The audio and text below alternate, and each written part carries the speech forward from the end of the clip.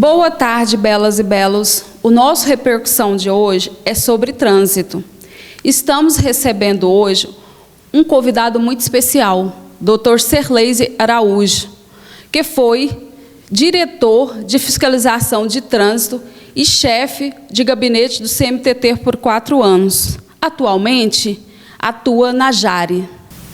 E antes de começar o nosso bate-papo, eu gostaria de mandar um abraço para os nossos parceiros. Gostaria de mandar um grande abraço para minha amiga da Ótica Gran Vista, o Hilda, um grande abraço do nosso Repercussão. Gostaria de mandar um abraço também para as meninas da Samara Modas, a Ive, também a Maria Célia e a Denise. Um grande beijo para vocês, meninas. Gostaria de mandar um grande abraço também para a Luxure, Mônica, um grande abraço. Gostaria de mandar um grande abraço também para a Academia Lupinigin, um grande abraço, Berg Lopes. Gostaria de mandar um abraço também para a equipe Belli, né, da Clínica Belli. Gostaria também de deixar um grande abraço para Bonifácios Veículos. Seu Bonifácio, receba o nosso carinho, o nosso abraço.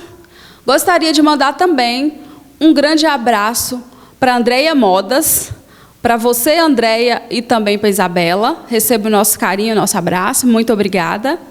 E agora vamos ao nosso bate-papo sobre trânsito. Boa tarde, doutor Serleise. O que é Jari?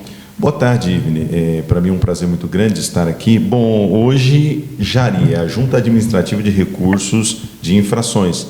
Então, trabalha na proposta de julgar todos os recursos de multas que são aplicadas de competência do município e, de alguma forma, acaba a pessoa, quando promove o recurso, vem para nós, da Jari, e a partir disso a gente analisa, né, aquele recurso e, com base na legislação, utilizando-nos do princípio da legalidade, que é uma das prerrogativas e obrigações dos órgãos públicos, está instituído lá no artigo 37 da Constituição Federal de 88, então, com base nisso, nós fazemos o julgamento, se essa pessoa tem mérito na sua defesa ou se, infelizmente, essa pessoa não tem mérito na sua defesa. Doutor, a Jari é responsável, né, por emissão de credenciais para portadores de deficiência de mobilidade e também para idosos. E como solicitar essa credencial? Na verdade, essa autonomia não seria da Jari. Essa autonomia é da Diretoria de Transportes vinculada à CMTT, né? Mas hoje é muito simples a emissão dessas credenciais. Basta a pessoa ter ali, no caso do idoso, ele apresentar o documento, né, um documento de identidade, e é importante dizer que o veículo que transporta o idoso não precisa ser obrigatoriamente dele, tá? Então, ele também não é obrigado a ter a habilitação. Muitas vezes tem um idoso na família, mas utiliza-se o veículo do neto, utiliza-se o veículo do filho. Então, basta se dirigir ou à sede da CMTT, que fica ali na Avenida Brasil Sul, ao lado do antigo cartódromo, né? Tem também um posto de atendimento ali no térreo do Ana Shopping, aliás, do Brasil Park Shopping, desculpa, tá? Nós temos postos de atendimento também da CMTT nos Rápidos, do Jundiaí, do Ana Shopping, aí sim, Ana Shopping, né? E nós temos também um outro posto de atendimento do Rápido, que é na Jaiara. Então, você pode se dirigir a um desses 3 pontos e fazer sua credencial. No caso do portador de necessidades especiais, né? No passado se entendia que esse benefício era tão somente as pessoas que eram cadeirantes, né? Esse entendimento é abrangente hoje, tá? Não apenas os cadeirantes, mas deficiente auditivo, qualquer pessoa que tem uma deficiência, ele tem a condição de ter a sua credencial nas mesmas condições. Eu não tenho veículo, mas me utilizo de um outro veículo para os meus deslocamentos, porque, via de regra, outra pessoa conduz o veículo para mim. Não tem problema. Você vai fazer o credenciamento daquele veículo. Agora, é importante dizer que é preciso ter responsabilidade para o uso dessas credenciais, porque no momento da fiscalização, no momento que o fiscal está ali, junto ao carro, né, tem aquela credencial, mas daqui a pouco chega um rapaz jovem, saudável, adentra o carro e sai, e estava ocupando a vaga, por exemplo, de um idoso ou de um portador de necessidades especiais sem ter, então essa pessoa receberá ali a notificação. Um outro ponto importante também que as pessoas precisam observar é que é obrigado o uso desse cartão quando do estacionamento, quando do uso da vaga, esse cartão precisa estar exposto ali no painel, seja do veículo ou na motocicleta, ali junto ao guidão da motocicleta, né? Então é importante essa observação para que as pessoas não sofram aí as penalidades e daqui a pouco reclamam, mas eu tenho um cartão. Tá, mas se não estava visível, então logo você não atendeu o dispositivo da resolução específica. Só a título de curiosidade, doutor, uma vez uma pessoa até brincou comigo e falou assim, olha, apesar da pessoa, por exemplo, que usa óculos, ela tem uma deficiência, só que a deficiência visual é pequena. No caso, seria possível também, no caso de uma pessoa que... É importante nós entendermos justamente essa deficiência, porque muitas vezes eu tenho ali um problema, por exemplo, eu tenho um problema onde eu preciso utilizar-me de óculos, mas não configuro uma deficiência daquelas que são implementadas pela resolução. Agora, eu tenho o problema onde eu não enxergo de um olho. Opa, então já entrou nas classificações desse tipo de deficiência. Então é importante avaliar, porque senão daqui a pouco a pessoa fala, não, mas eu não tenho a ponta do dedo, e daqui a pouco quer se utilizar dessa prerrogativa. Sim. Não é que nós entendamos que ela não tenha o direito, não é isso. Mas que a resolução, quando criada pelo Conselho Nacional de Trânsito, entendeu que esse tipo de deficiência não precisaria da utilização desse benefício, né, aonde desse a oportunidade para que essas pessoas tivessem ali um local garantido para estacionar os seus veículos, de suas propriedades ou veículos que os transportassem. Sim. Doutor, a Junta Administrativa de Recursos de Inflação também detém o controle de permissão dos operadores do serviço de táxi e transporte escolar do município. Doutor, eu acho que essa permissão sejam bem criteriosas, né? Afinal, trabalha com transporte de vidas, né? Como é feita essas permissões? Na verdade, não seria a Junta Administrativa de Recursos também que estaria dispondo dessa condição de fiscalização, gestão, mas é também a CMTT através da sua diretoria de transportes. Mas se faz um trabalho hoje de modo a verificar se não apenas a legislação federal, que é o Código Nacional de Trânsito, né, o Código de Trânsito Brasileiro, assim conhecido, a Lei 9.503, de 1997, mas também se avalia uma legislação municipal. Para quem não sabe, existe uma legislação municipal que regulamenta tanto o serviço de táxi, quanto também o serviço de transporte de escolares, né, e bem como o transporte público municipal. Então, existem as legislações municipais que prevêem a forma, inclusive, de fiscalização. Hoje, o sistema de táxi, anualmente, ele passa por uma vistoria pelo órgão fiscalizador, que é a CMTT Anápolis. O transporte de escolares é a cada semestre, com base na exigência legal do Código de Trânsito Brasileiro, e eles são verificados também diuturnamente. Então, por diversas vezes, eles passam por vistorias nas ruas, onde a fiscalização vai às ruas para verificar ali as condições desse transporte, para verificar se quem está conduzindo aquele veículo tem a devida credencial. É necessário estar credenciado, inclusive o condutor daquele veículo precisa estar vinculado àquele veículo, seja no táxi ou seja no transporte escolares, né? E também verifica-se as condições do veículo. Hoje é importante dizer que a frota de táxi em Anápolis, ela é uma frota nova. Por quê? O taxista, ele tem a condição hoje de desconto na hora da aquisição do seu veículo, uma vez que ele é permissionário. Então, isso possibilita e de alguma forma, traz para ele o benefício de ele estar sempre com um veículo novo. Mas, eventuais casos onde o veículo não oferta condição de segurança para o passageiro, tem-se a intervenção do órgão, a pessoa pode sofrer não apenas a sanção da legislação de trânsito, com base no Código de Trânsito Brasileiro, como ela também passa por uma fiscalização pelo viés da lei municipal, podendo, inclusive, perder a sua permissão enquanto taxista ou enquanto permissionário do transporte escolar na cidade de Anápolis. E aí vai um ponto interessante, que a população precisa também auxiliar nessa fiscalização, porque você, na hora de contratar o serviço de transporte escolares, você, na hora de chamar ali o profissional do táxi, você precisa verificar as condições daquele veículo antes de você entrar. Você, pai, você, mãe, na hora de contratar o profissional que vai conduzir o seu filho para a escola durante todo o ano, é importante que você verifique as condições do veículo dele, é importante você saber se ele dispõe ali de um auxiliar. Se for criança menor de 12 anos, é obrigatório ter auxiliar ali na van para estar auxiliando aquela criança no embarque ou desembarque da van, né? E também saber o seguinte: quem é aquele condutor? Quem são as pessoas que estão dirigindo aquela van? Porque por mais que entendamos que existe ali a obrigação de ele ter um credenciamento para conduzir a van, mas espera aí, hoje passou na porta e parou o condutor da van uma pessoa diferente. Então está errado. Porque se existe a necessidade de um credenciamento, tem que ser aquele cidadão, aquele condutor dirigindo aquela van.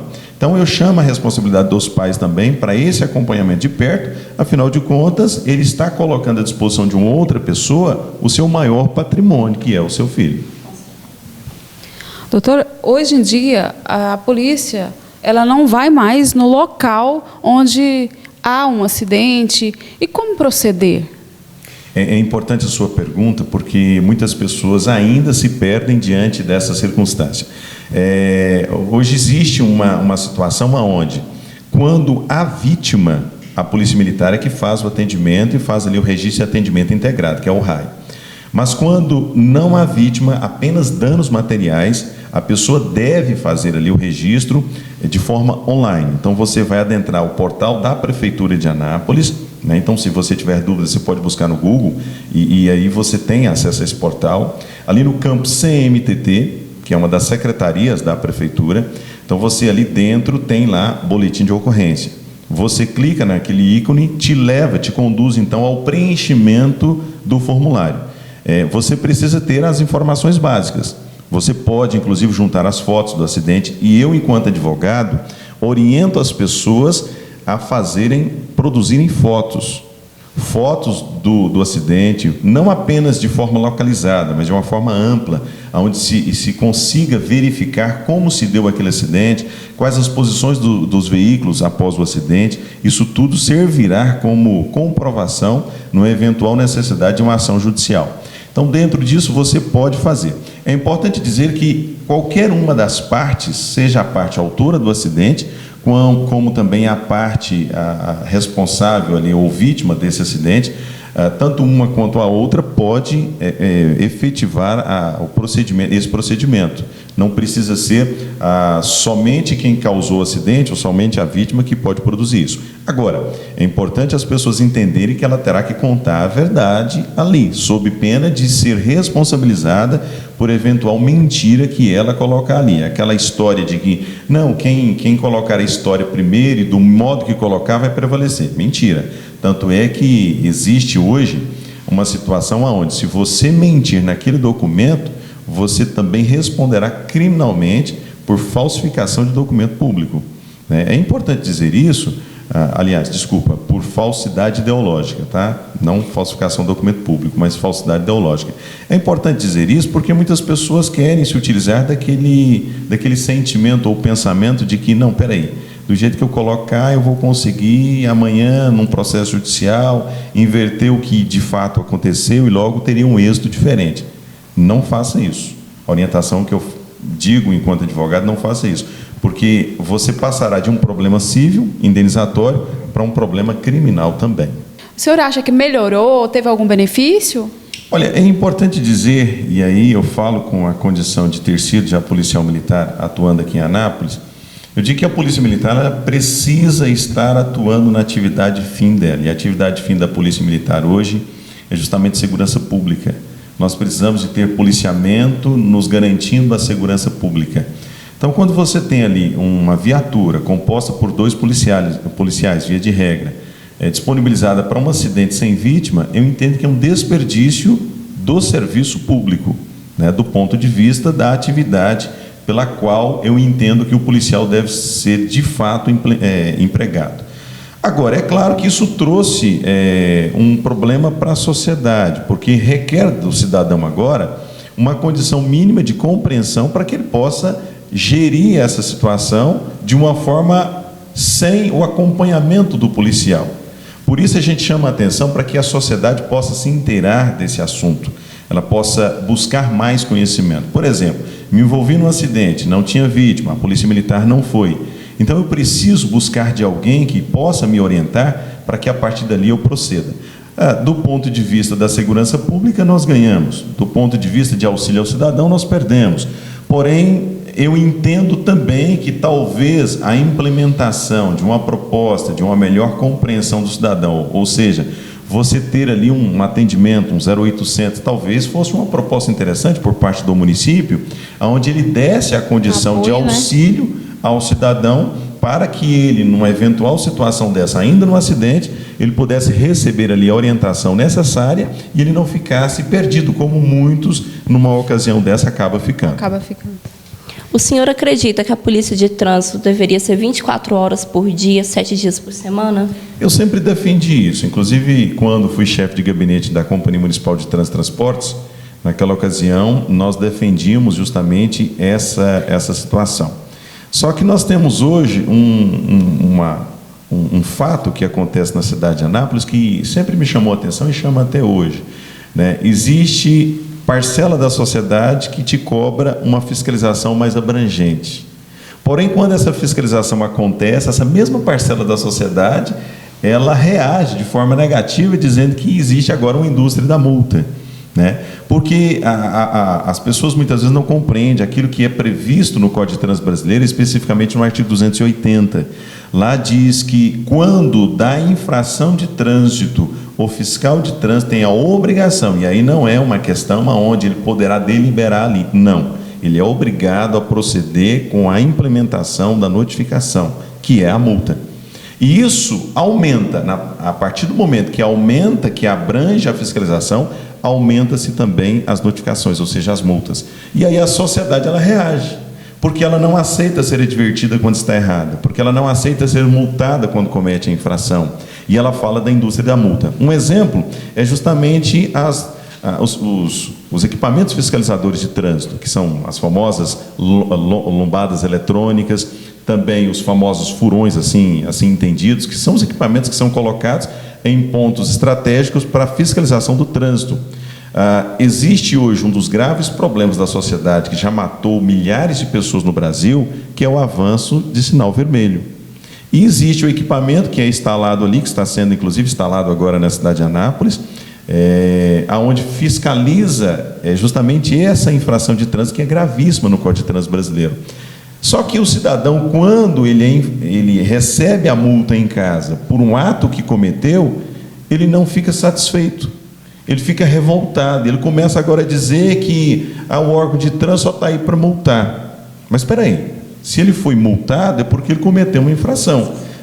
Em caso contrário, ele pode proceder ali o recurso e nós vamos avaliar esse recurso, e se ele tiver mérito naquilo que ele fala, ele receberá. E é importante dizer também que, com base nos recursos, já trazendo aí justamente esse ponto, muitas pessoas dizem não adianta recorrer porque nós não vamos ganhar.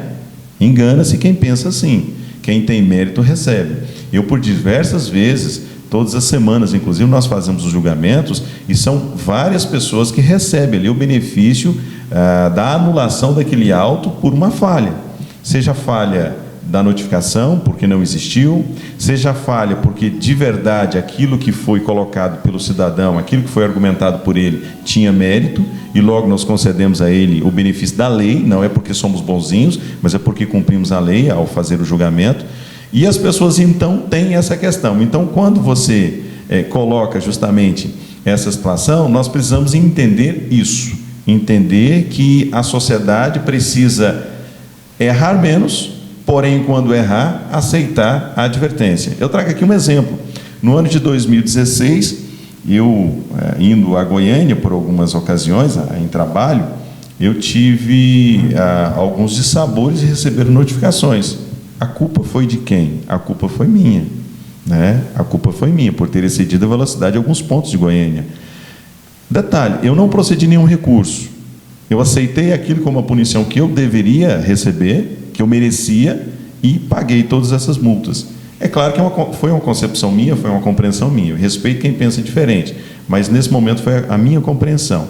Então eu entendo que a partir do momento que a sociedade avançar para esse sentimento de que quando eu estiver errado, eu serei punido, logo abaixarei a cabeça e entenderei que deverei mudar a minha concepção, o meu comportamento, quem sabe assim nós teremos a partir disso uma sociedade diferente.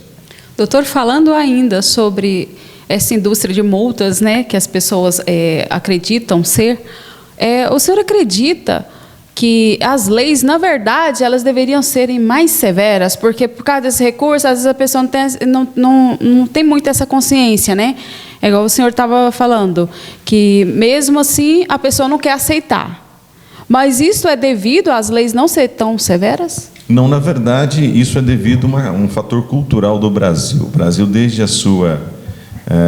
descoberta do Brasil, e se você verificar na história quais foram as pessoas que foram enviadas para o Brasil, você vê que há uma carga histórica, há um contexto cultural muito grande nisso.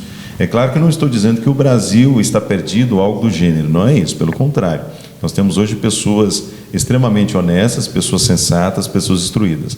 Mas o Brasil precisa passar por um aspecto revisional do ponto de vista cultural, ou seja, nós, cidadãos, precisamos começar a repensar os nossos atos, seja pelas nossas ações ou seja também pelas nossas omissões. Eu acredito que hoje um dos graves problemas é o ato correcional, ou seja, não é a falta de legislação. O Brasil hoje é um dos países que mais tem legislações no mundo, né? Um país muito rico em leis. Nós temos leis para tudo aquilo que você precisar. O problema é a efetividade dessas leis. É você ter a oportunidade de aplicar essas leis. Fala-se muito hoje, o próprio brasileiro, mas nos Estados Unidos é diferente. É sim, não é a questão da legislação. Os Estados Unidos têm menos leis do que o Brasil. O problema lá é o cumprimento dessas leis. O problema lá é não ter a morosidade que nós temos no Brasil. O Brasil hoje, diante de um cometimento de um crime, por exemplo, o criminoso ele fica 2, 3, 4 anos aguardando um julgamento. Eu tenho certeza que se isso mudasse, se aquele que comete um crime, e aí eu já passei até para o campo da condição do crime, se no Brasil o cidadão comete um crime, se em no máximo 6 meses ele tivesse ali uma sentença transitada em julgado, eu duvido que ele voltasse a cometer crimes com a facilidade que tem e com a rapidez que tem. Hoje existem pessoas que respondem 10 processos, por exemplo, e que ele está nas ruas cometendo crime. Então, o que está faltando, na minha concepção, é uma punição mais rápida. Do ponto de vista administrativo, dessa questão do trânsito, eu entendo que o cidadão, a partir do momento que ele compreender que ele errou, que ele aceitar que ele precisa mudar o seu comportamento e não começar a achincalhar o órgão fiscalizador e mentir dizendo, mas em Anápolis há uma indústria da multa.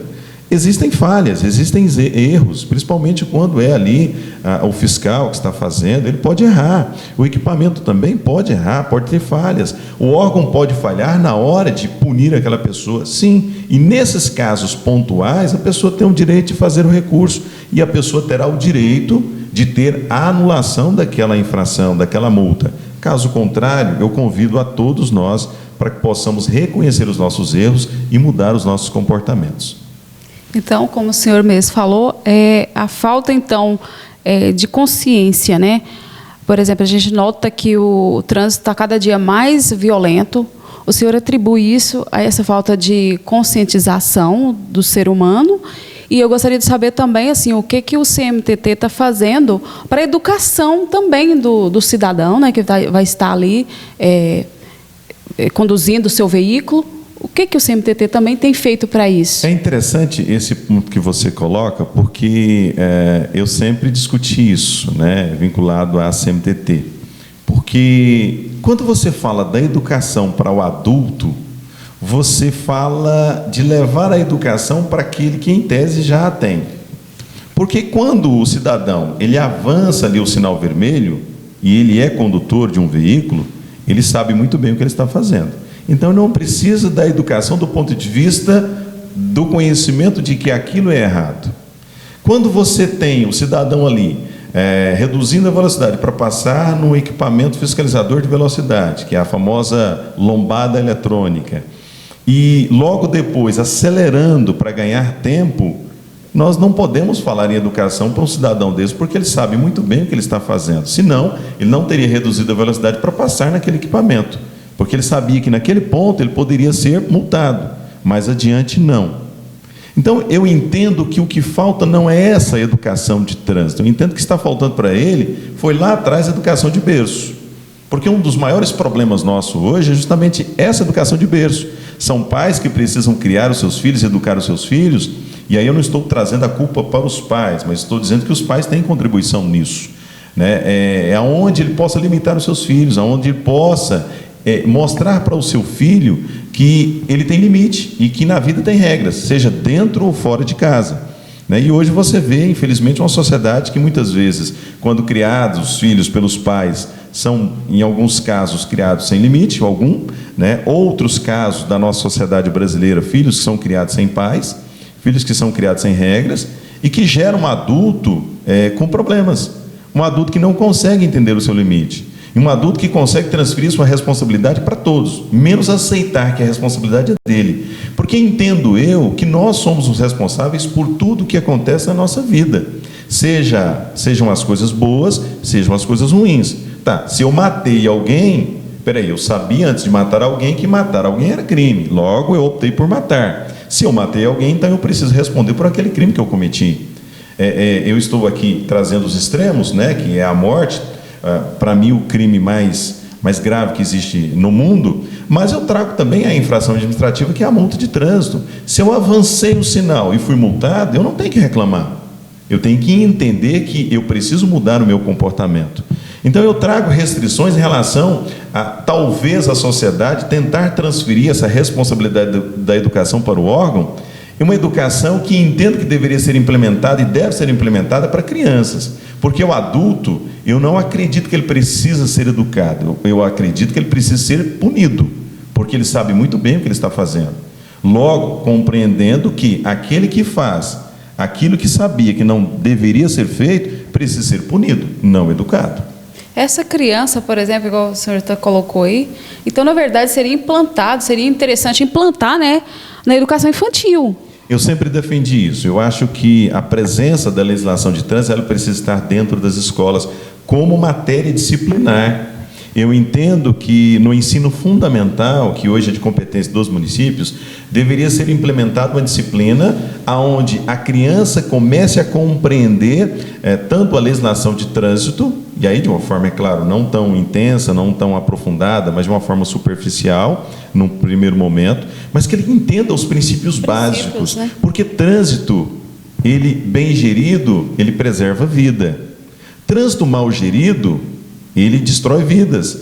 E essa gestão, diferente do que as pessoas pensam, não é apenas pelo órgão gestor, deve acontecer por todos nós. Sejamos pedestres, sejamos também condutores de veículos, de qualquer veículo que for. Estou falando dos veículos não motorizados, estou falando dos veículos motorizados também.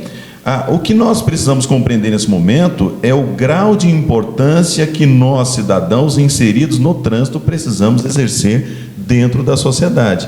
E essa responsabilidade, ela precisa ser abraçada por mim. O meu grau de responsabilidade, ele precisa ser implementado. Eu preciso entendê-lo. E eu preciso, acima de tudo, compreender que eu faço parte do trânsito num todo dessa cidade. Eu não posso pegar o meu carro aqui e sair cortando qualquer veículo de qualquer forma, cometendo infração de trânsito, e entendendo que daqui a pouco eu posso matar alguém e achando que o problema do meu atraso deve ser, de alguma forma, suportado por todos. Espera aí, então sai isso mais cedo. Ao invés de você agora vir cometendo infrações de trânsito e achando que a sociedade deve entender você porque você piscou ali, deu o sinal de farol alto, porque você buzinou, porque você está gesticulando com os braços, todo mundo tem que te aceitar. Não deve ser assim. Então, a partir do momento que o cidadão, que todos nós, compreendermos esse grau de importância e relevância que nós temos no trânsito, eu tenho certeza que isso muda. E eu tenho certeza ainda que nós teríamos um trânsito diferente. Por exemplo, a Avenida Brasil Sul virou palco de acidentes graves, inclusive com vítimas fatais. Por quê? Todos os acidentes que aconteceram ali nos cruzamentos da Avenida Brasil Sul foram de pessoas avançando sinal vermelho. Isso me chama a atenção. Essa pessoa sabe que ele pode morrer e sabe que ele pode matar, mas ainda o faz. Ninguém das pessoas envolvidas nesses acidentes, até agora, foram pessoas que não sabiam o que estavam fazendo. Sabiam sim. Ah, mas eu tentei, eu pensei, eu achei, eu quis ganhar tempo. E o resultado foi esse. Pessoas gravemente feridas e outras mortas por conta da irresponsabilidade de alguns condutores aqui na nossa cidade, infelizmente.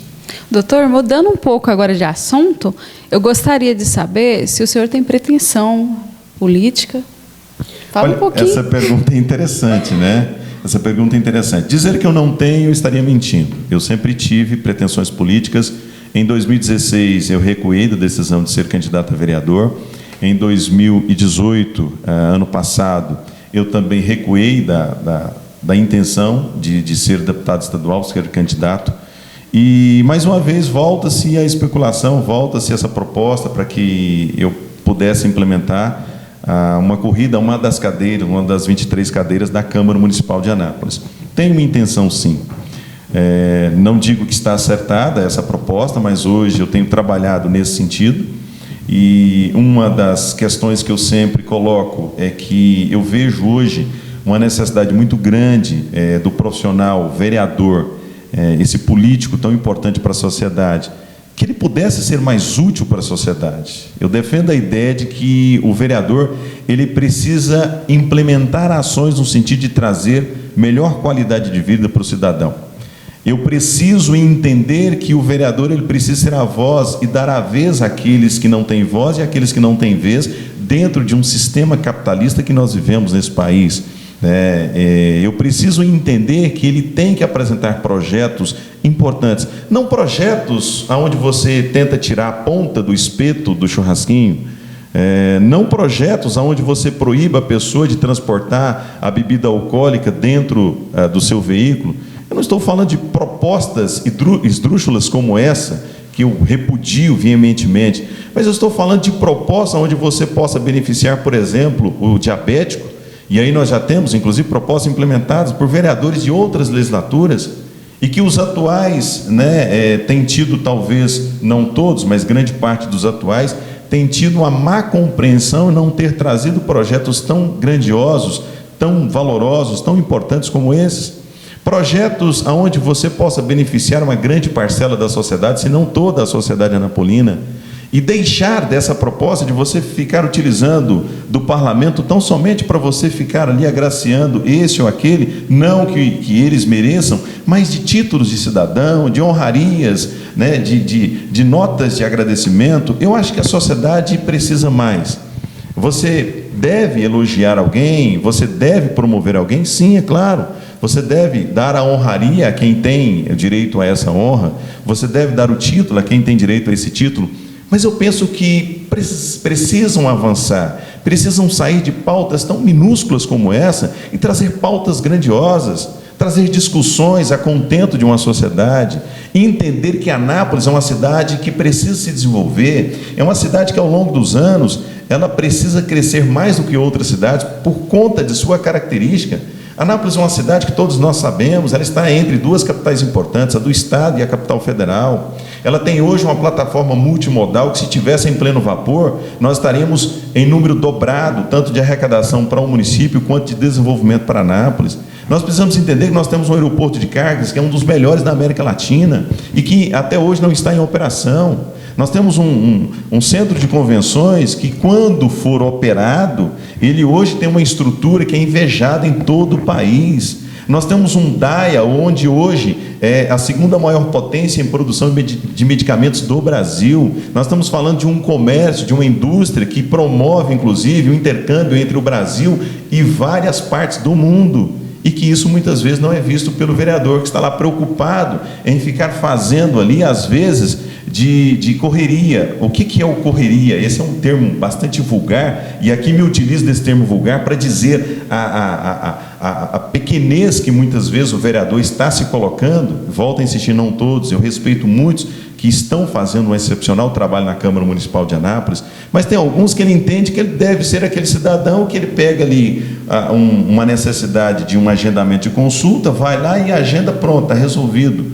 Espera aí, se ele precisou fazer o agendamento daquela consulta para um cidadão, é porque o agendamento de consulta ou o sistema talvez não esteja funcionando a contento.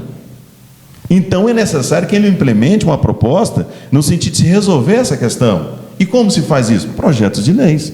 Porque a partir do momento que tiver uma lei municipal, o executivo, ele precisa cumprir, e ele precisará cumprir. Então ele precisa abranger isso, ele precisa sair dessa mesquinhez de estar fazendo algo no micro, quando ele poderia fazer algo no macro. Ele precisa ter essa visão.